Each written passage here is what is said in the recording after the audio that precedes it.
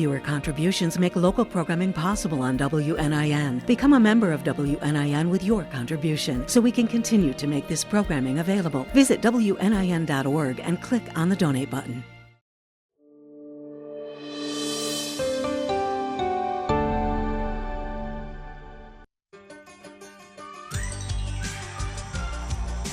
It's the Friday Wrap on WNIN FM. I'm John Gibson. Thank you for joining us on this Friday.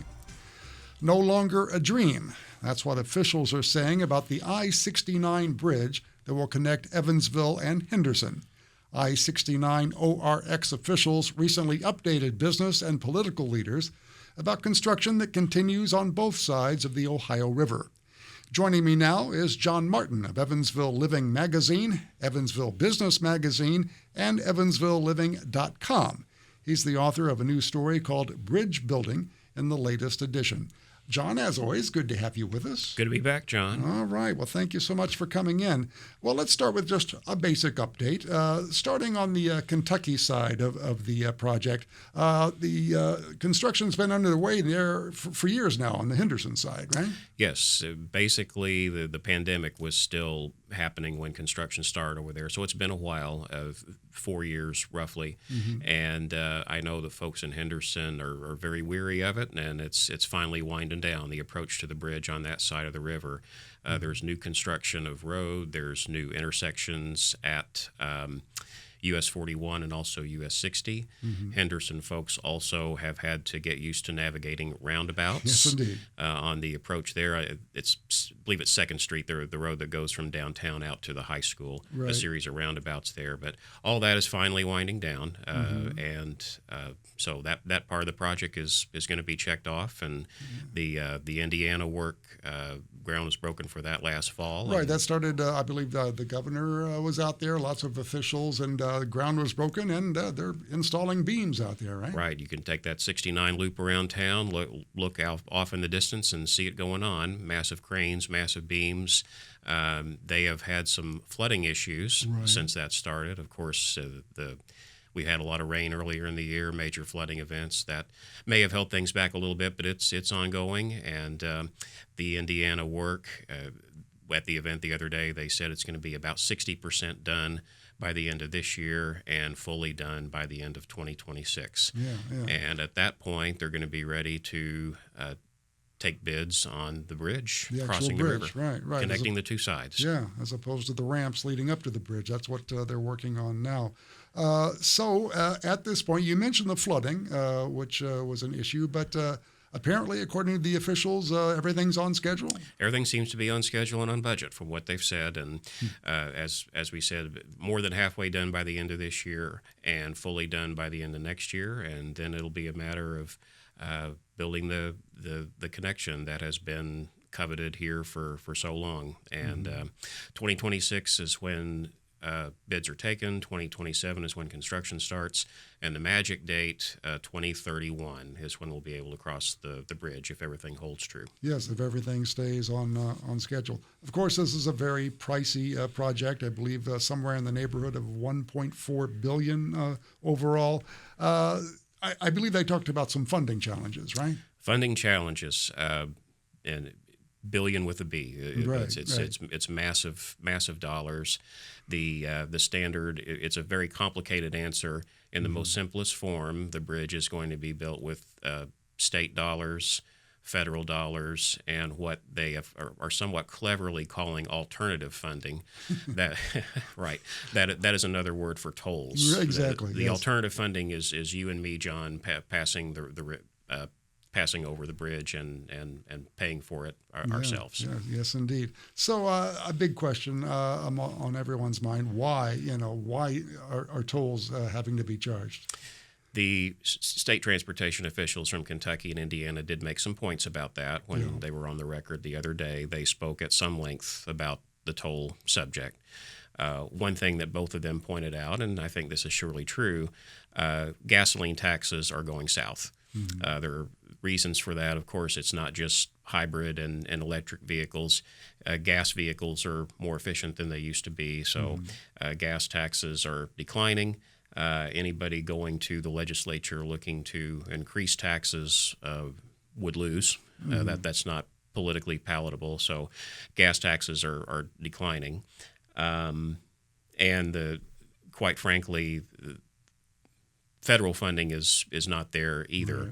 Right. There's going to be some federal funding for the project, most likely, but not what would be needed to avoid tolls. Sure. They also made the point, the district transportation heads, that it's not just Kentucky and Indiana residents who are using the bridge, right? I mean, it literally is an international corridor. It goes from the border of Canada to the border of Mexico. I hadn't thought about it exactly this way before, but I mean, it's certainly relevant. It's not just you and me and our neighbors in Kentucky who are going to be using the bridge.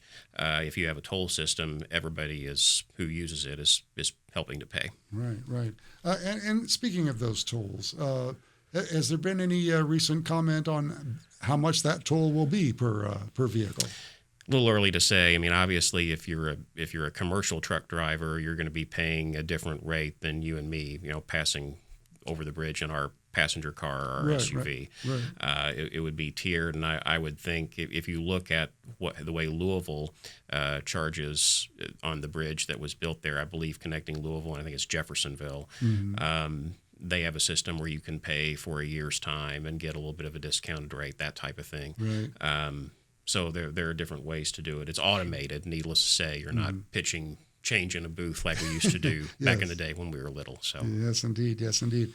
We're speaking with John Martin of Evansville Living and evansvilleliving.com. You can see his stories at evansvilleliving.com as well as in the Evansville Living magazine and the Evansville Business magazine. This is the Friday Wrap. I'm John Gibson, and we're talking about the I-69 bridge, known as the I-69 ORX, the project to connect Evansville and Henderson with new bridges. While speaking of new bridges, let's take a look at the current bridges, John. The future of the twin bridges, a lot of discussion about that, a lot of questions about that. At this point, what are the officials saying about the future of the twin bridges? Well, the record of decision on the I-69 ORX project, which was filed federally with the U.S. Department of Transportation, that is a massive document outlining all aspects of the project. Mm-hmm. What that document explains is that once we are able to drive on the new I-69 Cross River connection, one of the two US 41 bridges will essentially close, no longer be used, and one of them will remain open with two-way traffic. Mm-hmm. That's the on-the-record plan right now for the project. Which I think the idea, the two lanes that would remain open would be essentially for local traffic. I'm guessing there would be weight restrictions, that kind of thing, and it would be toll free, I believe, is what they were saying. Oh, sure, yeah. The existing US 41 corridor, the bridge that stays open would be toll free. Mm-hmm. If you took the new bridge, the safe, nice new bridge, you'd be paying the tolls. Sure. So it'll be interesting when we get there in 2031, 7 years down the road, to see how drivers react and behave in that scenario. Mm-hmm. Are they still going to try to avoid that toll by still taking the 41 crossing over, or not? That time will tell. Right. It's unfortunate that the tolls are a reality, but there is going to be a 41 way to still get across. Right, and get to the Henderson Strip. Now, that issue of shutting down and one assumes demolishing one of the twin bridges. Where does that stand? Well, I can tell you this. You and I were at this same meeting, and I spoke with the EREP director and former Evansville Mayor Lloyd Winnicky about the future of the twin bridges, and he kindly sidestepped the question. Pretty much said that they're laser focused right now on the new bridge, and they'll address the twin bridges after the new bridge is open. Is there any thought? I believe you mentioned in your story that the officials realize there's sentiment out there to try to keep both bridges, right? Everybody hears very well. They are very well the public sentiment that both of the US 41 twin bridges stay open. That's the sentiment now. Mm-hmm. Can't see into the future, but I would think that would still be the sentiment in 2031. We'll see. But yes, they are well aware that there's a desire to keep both of the bridges open. We see it all the time, John. When you have enough political power and there's political will, anything is possible. This is on record as the record of decision that one of the bridges is going to close. Mm-hmm. Who knows? The phrase that Mindy Peterson, who speaks for the project, used to me was "conversations are ongoing." I take that to mean that yes, they're well aware of the public sentiment. And anything is possible, but that's the answer as of today, that one of the bridges is going to close. Now, sources have told me that the older northbound span is in better shape than the southbound span, and so the plan is to keep the northbound one for the two-lane traffic, correct? That's my understanding as well, and that's interesting. The northbound span dates to 1932. Yeah, it's the older of the two. Yeah. The older of the two. Well, it's kind of like the Old and New Testament. They're both old, but one is a little newer than the other. But the southbound bridge dates to 1965, mm-hmm. and that's the one that's going to close under the current plan. And the northbound span, 1932, is the one that's going to stay open, from what I've been told. And I asked the reasons for that, and again, referring to Mindy Peterson, she cited historical significance of that bridge, as well as the fact that it's still in workable shape. Yeah. A side story to all of this, there's a steel repair project set for next month on the southbound Twin Bridge. That span, as we mentioned, was built in 1965 with something called T1 steel, which apparently has weakened in some welds. So there's going to be a project there on the southbound bridge coming up in a couple of weeks. It's not quite clear yet what the traffic impact will be there. That might also lead to some of that thought that the northbound span might be in slightly better shape than the southbound bridge. But we'll learn more about that as we move along here. John, I'm wondering if you've heard a suggestion that I've heard from a few folks about keeping one of the twin bridges open for pedestrians and bicycles, arguing that it wouldn't require as much maintenance, it wouldn't have the heavy vehicles on it. Maybe that would be a way of keeping both the bridges up there, and one of them not taking as much maintenance costs. There is sentiment for that, and to me, John, it seems like a great idea.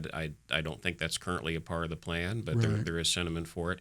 Interestingly, in talking about the Henderson side of the bridge, to go along with the pedestrian conversation, there's some concern in Henderson that's been expressed that a lot of the businesses that are there on US 41, and there are several, mm-hmm. will stand to lose under this scenario because they'll be bypassed as vehicles cross the river on I-69. So right. There's been a concerted effort in Henderson and some ongoing conversation to address that issue, mm-hmm. Whether it's through signage, whether it's through kind of redefining the US 41 corridor as more mm-hmm. of a pedestrian, more attractive type of path. There's a lot of businesses there, like I said, and it's not just fast food and convenience stores, although there's some of that too, but sure. Audubon State Park is there. Sure. The Columbia factory outlet is there. Automobile dealerships with a lot of history. Lots of them, yes. So, they're trying to address that while also embracing the progress and the need for the I-69 bridge. There's no question that the I-69 bridge is needed. I mean, let's say that. The tolls are an unpleasant aspect of it. There are some other issues at play, but there's no question we need a bridge. The bottleneck that is created on US 41 is highly unpleasant. It's very difficult to turn left on US 41 in Henderson. Whenever there's construction on one of the spans, there's delays. So sure. The fact that we're getting a bridge is a good thing. We're speaking with John Martin of Evansville Living magazine. You can see his stories at evansvilleliving.com. John, anything else to add that we haven't touched on here regarding the I-69 bridge project? Story that we wrote, headline Bridge Building, is mm-hmm. free for everyone to read. That's at evansvilleliving.com. I hope folks check it out. And as always, John, hope folks support WNIN as well. Well, thank you. We appreciate that. That is John Martin of Evansville Living. You can see the story at evansvilleliving.com. I'm John Gibson. Good to have you along on this Friday. The 50th annual Evil Iron Frog Follies was held this past weekend at the Vanderburg 4-H Center, with more than 3,000 participants and likely more than 10,000 guests. Aside from the vintage street rods and frog races, charitable donations are always a hallmark of the event. WNIN's Tim Jagielo filed this report.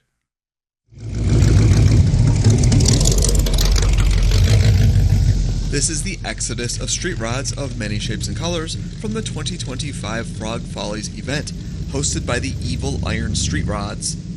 Archer Bernardin, age 8 from Darmstadt, is pumping his fist, asking drivers to honk their horns. I guess we'll say, do you have any cars that you like specifically, or any types of cars that you like? That red car, the first red car, like 2 cars down. Okay. It's a 1948 Chevy owned by some friends. This year's event ran from August 22nd through the 24th. There's a parade of hot rods, parts swap meet, a real-time hot rod build, and of course the actual frog races, where the event gets its name. This is the 50th year of the Frog Follies. As the event grew, the Evil Iron Street Rods began donating to local charitable organizations. Since 1984, Evansville Easter Seals has received more than $1.7 million from these events alone. Yes, yeah. So we're working on giving accurate amount of change right now, but that is something that we can progress to for sure. A therapist is giving a session report in the waiting area of the Evansville Rehab Center. Pam Kirk with the Easter Seals says Frog Follies have provided countless low or no-cost therapy sessions for kids and adults. The funds that we have received through the years from Evil Iron have really provided thousands and thousands of therapy sessions for people who couldn't otherwise afford them. Physical, occupational, and speech therapies, audiology services, psychology testing and counseling for local kids and adults with disabilities. So the number of lives that they have touched is just countless, really. They've also been very generous in some special campaigns we've had through the years to make improvements in the building and things like that. It's also this charitable giving that attracts longtime attendees, like Evansville resident Scott Parsons. No, it's automatic 3-speed. Okay. Who's driving his 1947 Dodge panel truck on a 1978 Chevrolet 4-wheel drive pickup truck frame. Manual hubs, it looks like? Yeah, so yeah, we're talking dinosaur. Old school, not dinosaur. None of this new high-tech stuff. So yeah, it doesn't turn off the stoplights for you. No, not at all. Easter Seals is the largest benefactor of the Frog Follies. The second largest is Wendell Foster of Owensboro, known for supporting people with intellectual and developmental disabilities. Evil Iron estimates that more than $2 million has been donated to charity since 1984. However, the organization is private about how much is raised and distributed every year. I got pictures of you taking your markers out. Do you mind if I get your name and ask about your car? Yeah, sure. This is Mark May, 1936 Ford sedan. So you're looking at something that is 89 years old, be 90 years old coming up. But I've been coming to this Frog Folly thing for many, many years, probably about my 4th or 5th vehicle worked with. It's a great show. The money they give to the Easter Seals and local stuff and people like you that coming in is great. He's touching on why the Follies have enjoyed such longevity. The Evil Iron Street Rods make it fun for volunteers and vendors alike.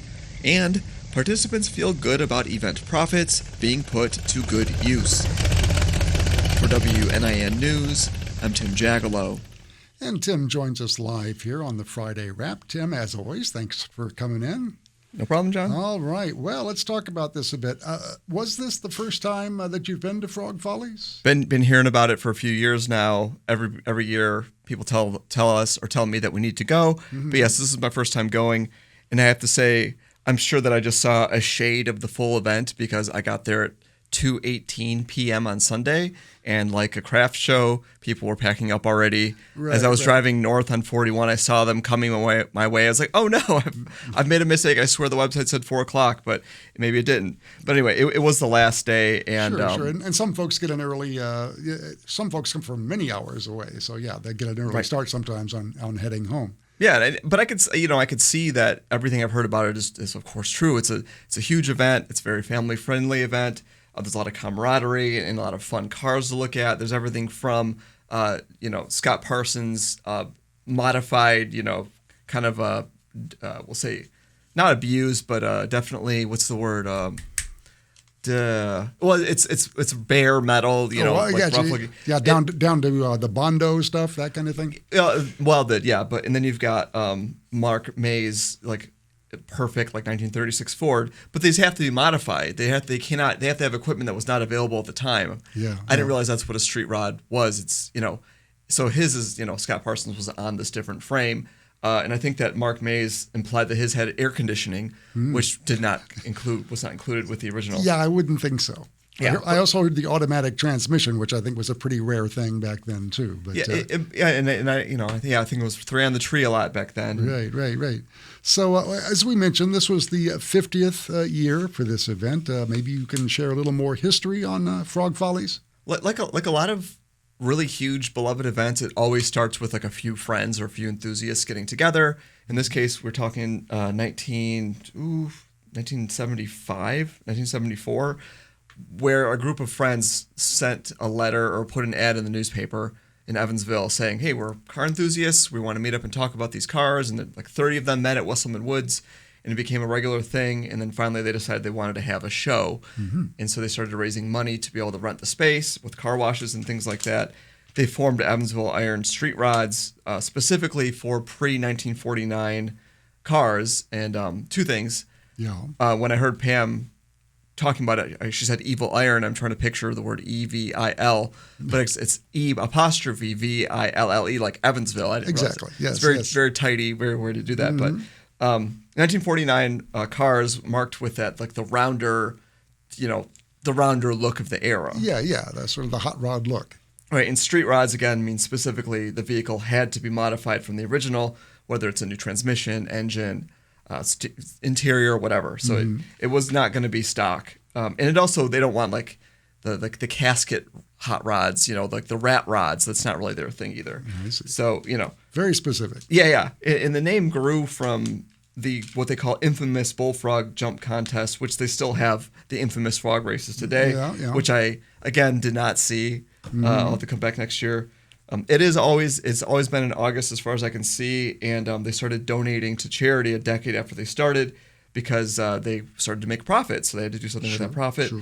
And it's grown a lot. Obviously, they had 500 vendors this year, 3,024 hot rods registered, and who knows how many people, but they're guessing like 10,000 or more. Yeah, and of course a lot of these donations go to the Easter Seals Rehabilitation Center.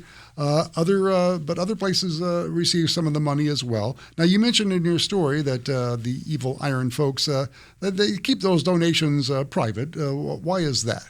I asked actually Rob Hill, past president, about that. He was kind enough to speak to me on background because the president wasn't available.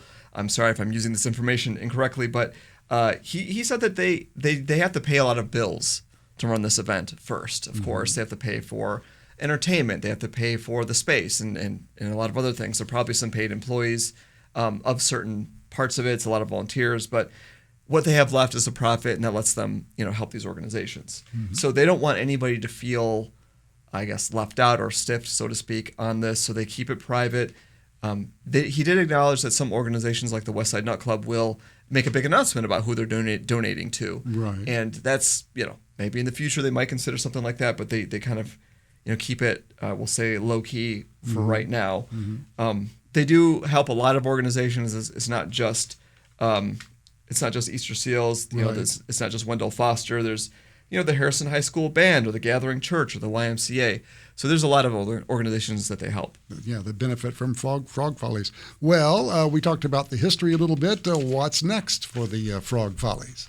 Well, I was impressed with them. The 2025 event, as I was needing to take notes from it for my story, was pulled down very quickly, already replaced with the 2026 event. I see. So they're already planning for next year, of course. Sure, yeah. Yep, and that's August 28th, 29th, and 30th.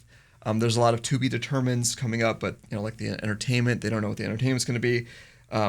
You can get your car pictured with the Hoosier Spirit 2 for $20 at the Wartime Museum, which I thought was cool. I see. I don't know if they'd let my 2008 Jeep Wrangler in there, but it's got brown headlights. Maybe they would. Well, it's almost a hot rod, I guess. and the future is, of course, bright for, it's the largest, they say the largest pre-1949 street rod car show in the U.S. Being from Michigan, car shows are huge. My stepdad actually DJs a lot of big ones. But there's also an acknowledgement that the segment of the population, the community, is getting older that does this. Sure. And so the numbers, while it was 3,000 plus this year, it's usually closer to 2,600, sometimes suppressed by bad weather. Right. And this year the weather was perfect. Right, so right. And I'm not saying the future is dim because the folks are aging or maybe parts are being harder to find.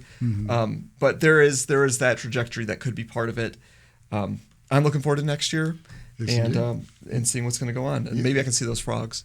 Yes, indeed. See the actual frog races. Yes, Yeah. indeed. That is WNIN's Tim Jagielo. Before we let you go, Tim, I understand there's a new addition to the Jagielo family. Would you like to share that? Oh, yes. Our son, Hugo Govindrau Jagielo, was born Tuesday of last week. And those are all family names in case anybody's confused. Govindrau is Indian. And he's adorable as everybody thinks so far that has seen him. So baby and mom both doing fine? Oh yeah, they're doing great.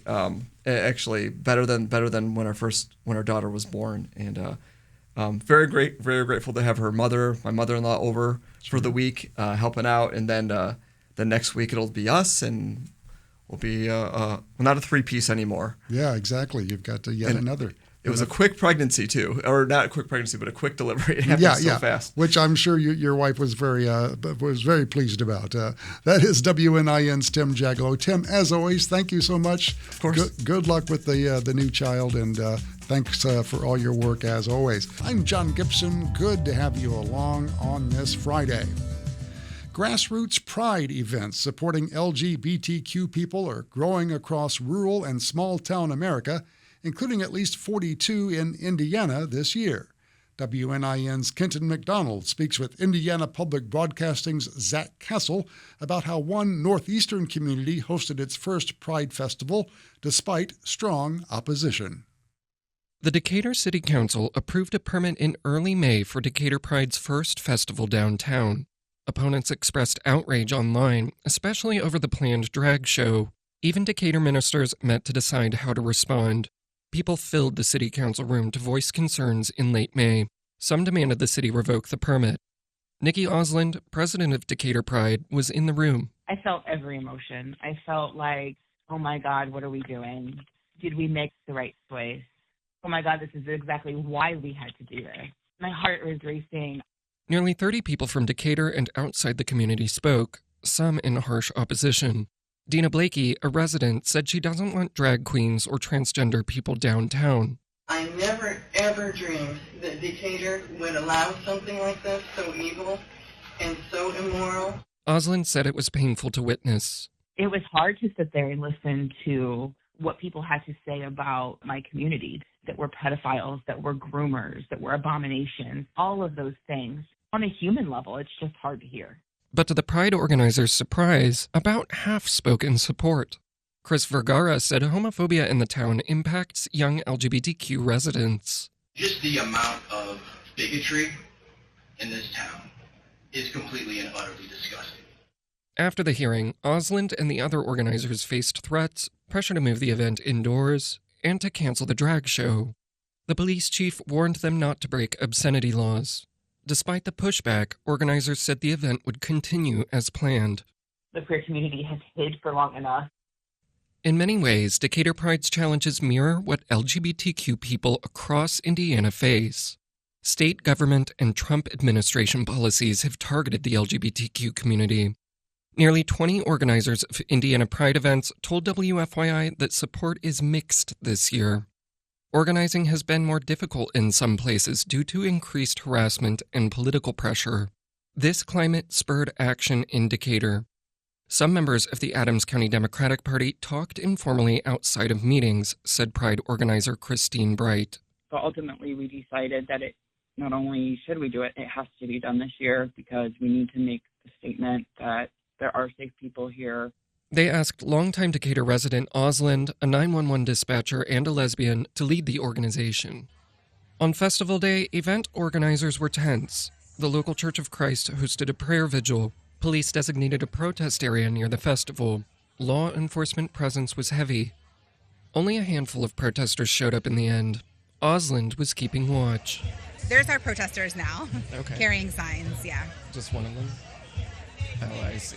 Hey, he can't have signs in here. We have a rule, no signs. Organizers thought maybe a couple hundred people would show, but over 1,000 people filled the plaza. Attendees, volunteers, and others told me how they felt that day. Gavin Bullock from nearby Bern was relieved. I was excited but nervous, but as the day goes on, I'm more settled for sure. I'm really happy, glad to be here. It was Decatur resident and volunteer Sebastian Hathaway's first Pride. He recently came out. It makes my heart happy that people feel safe to come out, that they don't feel scared. Audra Brevi has lived in Decatur for almost 39 years. If you knew how things are, this is a big step.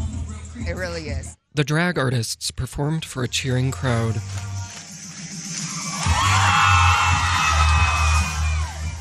They said they tailored the show to the family-friendly event. Lucas King performs under the drag name My Opinion. He grew up nearby. We are here having a good time, supporting each other as a community. It's not any different than your football game.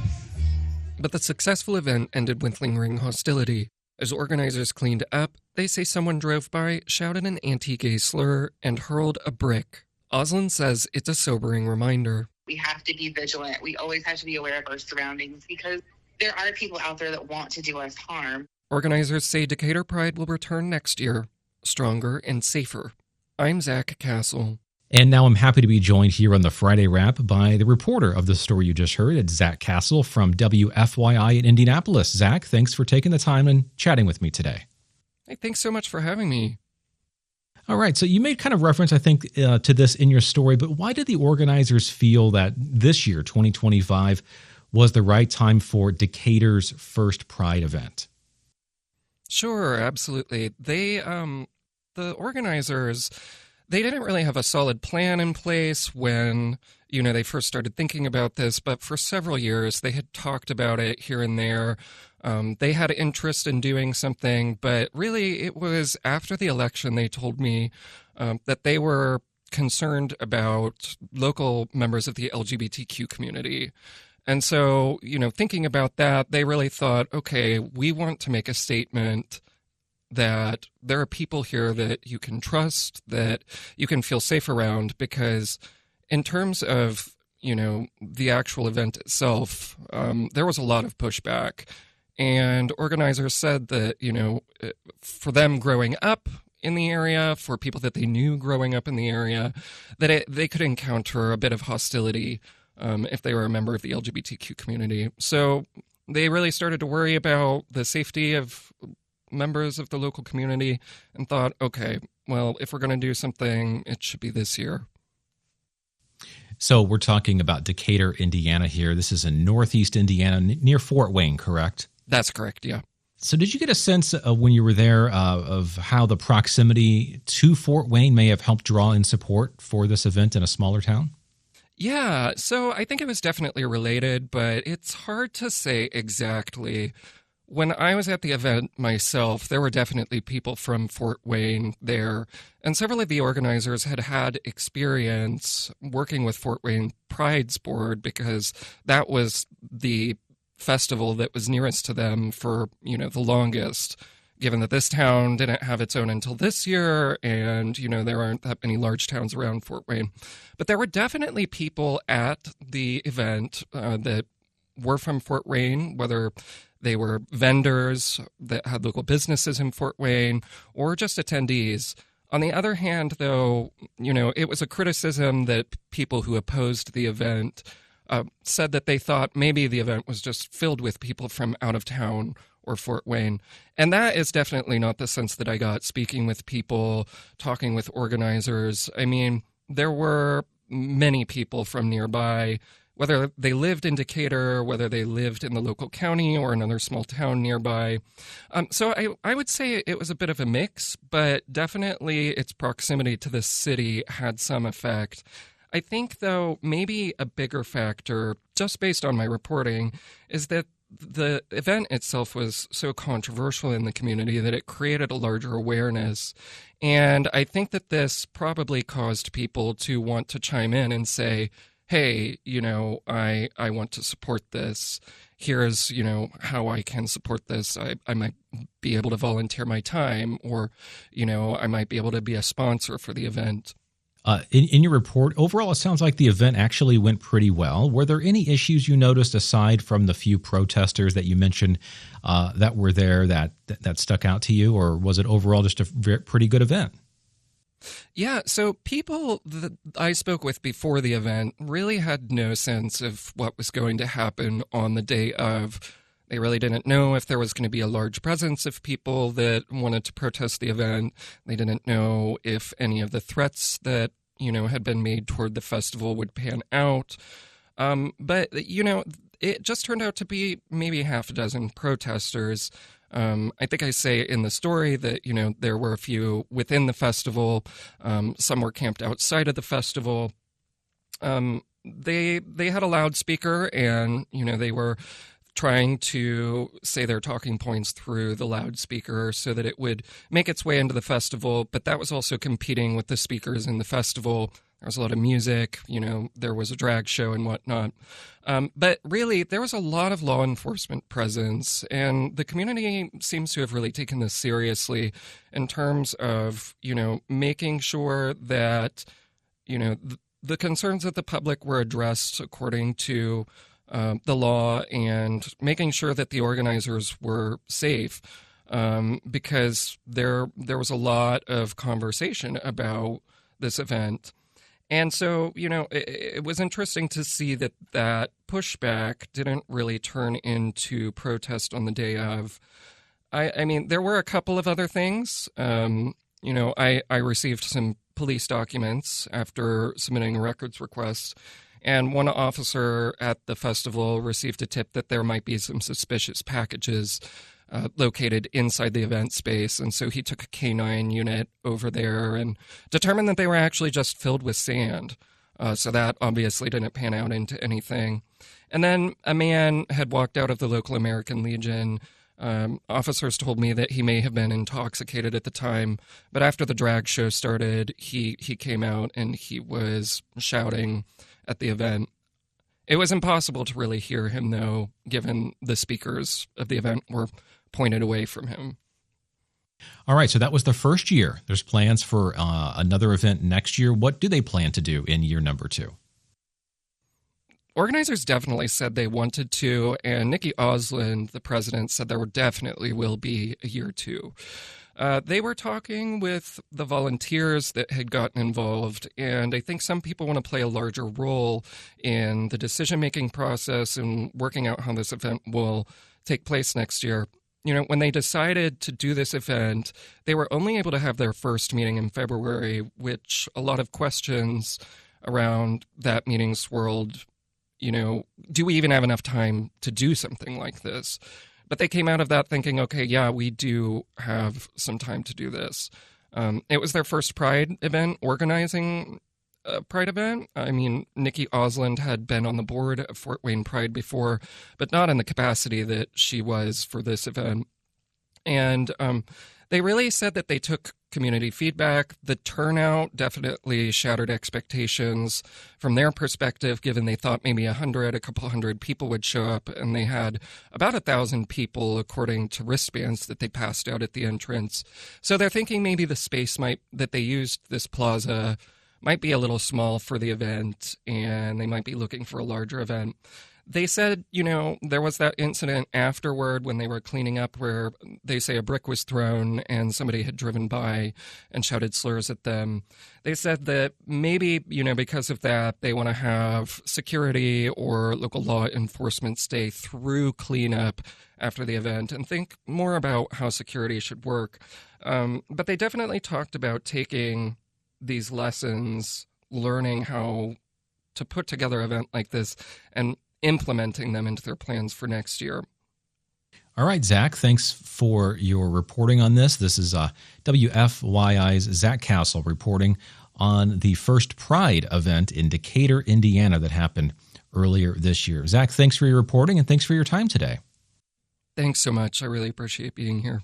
I'm John Gibson, and joining me now is Jevin Redman with this week's Sports Chat. Good to see you, Jevin. Yep, thanks, John. All right. Well, it's a Friday night. This time of year, we know that means high school football. It does, yeah. So week 2 of the season is tonight, and we'll go back to last week, some week 1 notes.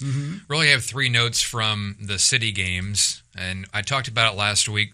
Had several coaches making their head coaching debut, right. One of which was Zach Nero at Evansville North High School, and they picked up a big win at Cassel, 33-22. A bit of a surprising result there. I thought Cassel was a favorite in that matchup, but give credit to the Huskies and Coach Nero. Congratulations to him on his first win.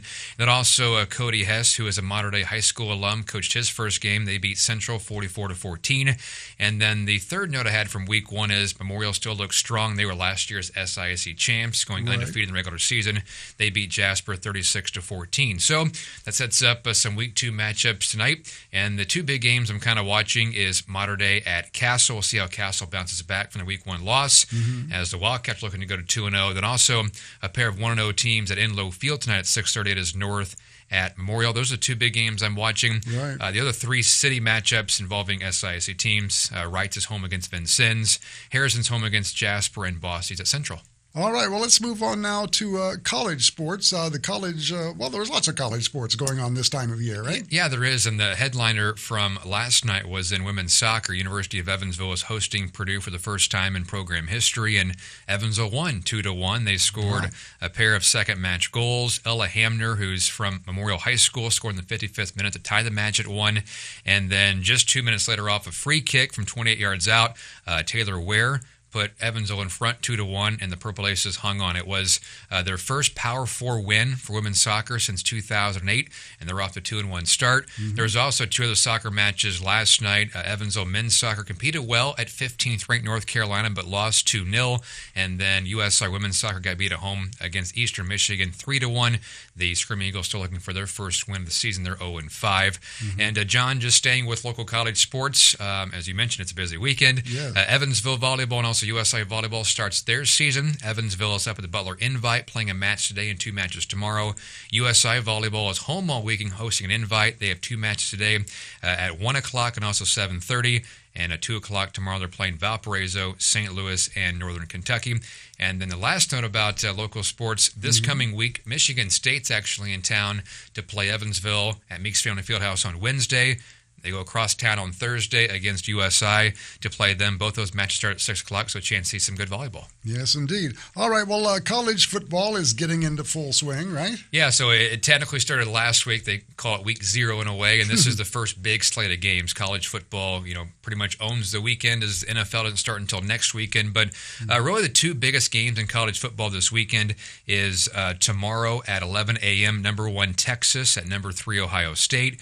And then Sunday night, 6th-ranked Notre Dame travels 10th-ranked Miami at 6:30. And then some local teams that are playing this weekend. You look at Illinois, they're hosting Western Illinois tonight at 6:30.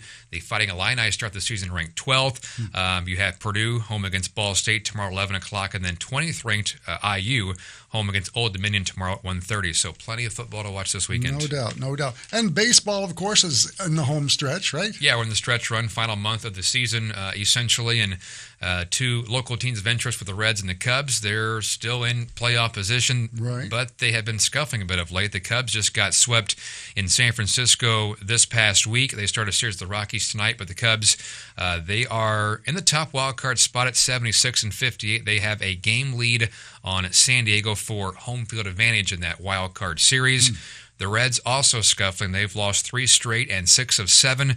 They're now 4 games back at the Mets for the final wildcard spot in the National League. They are hosting the Cardinals this week in a 3-game series, and St. Louis is pretty well fizzled out of the playoff picture. Yeah, right.